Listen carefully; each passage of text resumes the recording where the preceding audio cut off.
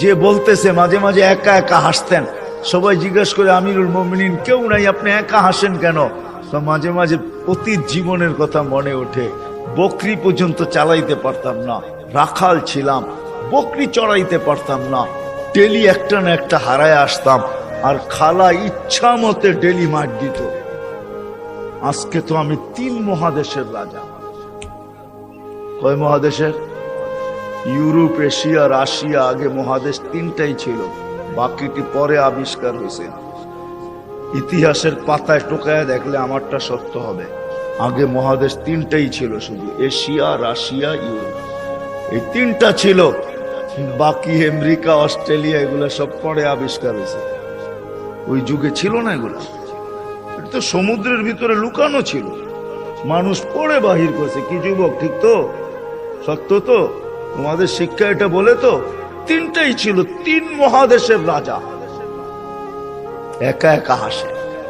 আল্লাহ আপনাকে পিছিয়ে নিবেন না। আমাদের শিক্ষিত মানুষগুলা ভাবে যে যদি আমি আল্লাহ পাওয়ায় লেগা যাই তাহলে মনে হয় আমি সুফি হয়ে যাবো। সুফি সব বুঝি ছেড়ে দিতে হবে। না না, কিচ্ছু ছাড়তে হবে না, আরো টপে উঠবেন। টপে এখন আর কতটুকু টপে, তখন আরো টপে উঠবেন। আল্লাহ দেখাইছেন দুনিয়ার ভিতরে সবচেয়ে টপ হইল 10 টপ, এর উপরে কেউ টপে নাই। আশারায় মুবাশশারার উপরে কেউ নাই, আছে নাকি? আপনার আমি কয় টাকার মালিক? রাগ হয়ে যাবেন? বলবো? হায় হায়, আপনার আমি কয় টাকার মালিক? কয় টাকা? আব্দুর রহমান ইবনে আউফ রাদিয়াল্লাহু তাআলা আনহু যখন মারা যায়, নগদ ক্যাশ টাকা ছিল 47 লক্ষ কোটি টাকা। কত? জি। আপনার বাজেট এবার কত হয় দেখেন, হয়তো 7 লক্ষ কোটি টাকা হবে, নাহলে 7.5, নাহলে 8 লক্ষ কোটি টাকা। এর বেশি বাংলাদেশের বাজেট হবে না। গত বছর হয়েছে এর চেয়ে কম, 7 লক্ষ কোটি টাকা হয়েছে।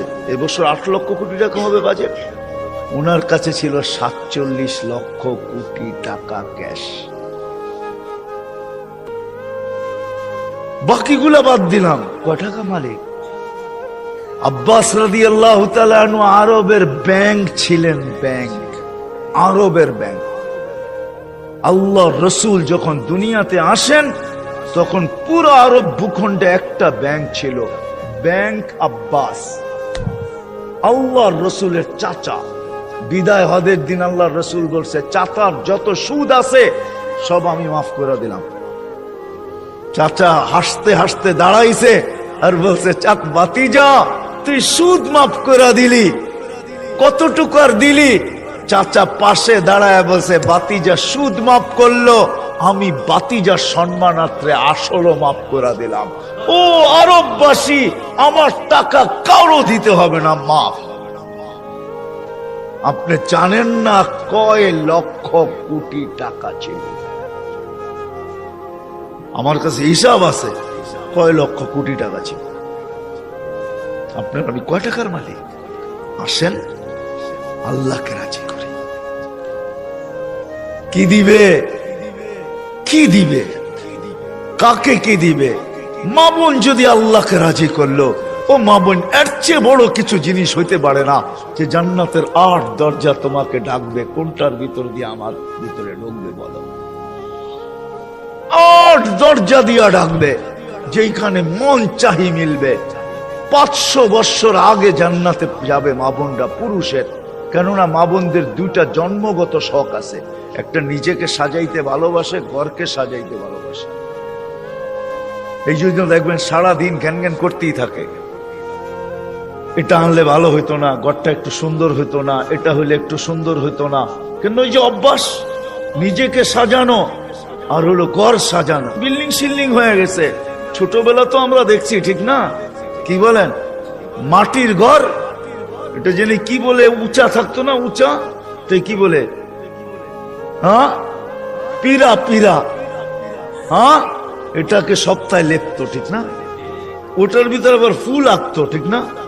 হায় হায় হায়, সব আল্লাহ বলে, বান্দি তোকে 500 বছর আগে জান্নাতে পাঠাবো, তুই নিজেকে সাজাইতে পারিস নাই, আমাকে রাজি করতে যায়া শখ পুরা করতে পারিস নাই।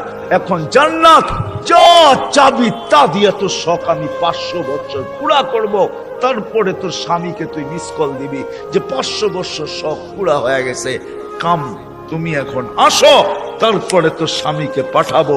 ইয়ানকালিবু ইলা আহলিহি মাসরুরা, তখন